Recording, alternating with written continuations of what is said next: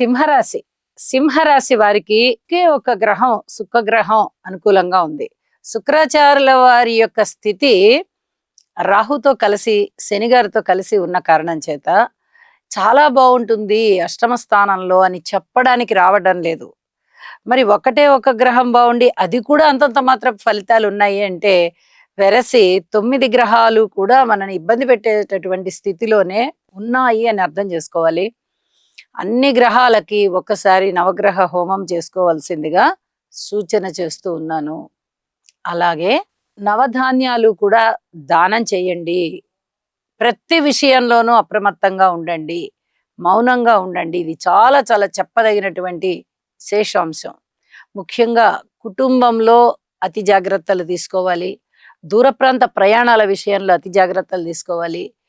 ఉద్యోగ జీవితంలో పై అధికారులతో కానీ తోటి సహా ఉద్యోగస్తులతో కానీ జాగ్రత్తలు తీసుకోవాలి. భార్యాభర్తల మధ్య అనుకూలత అయితే ఉంది. ఈ అనుకూలతని చాలా జాగ్రత్తగా కాపాడుకోండి. ఎక్కడ అభిప్రాయ భేదాలు రాకుండా చూసుకోవాల్సిందిగా సూచన చేస్తున్నాను.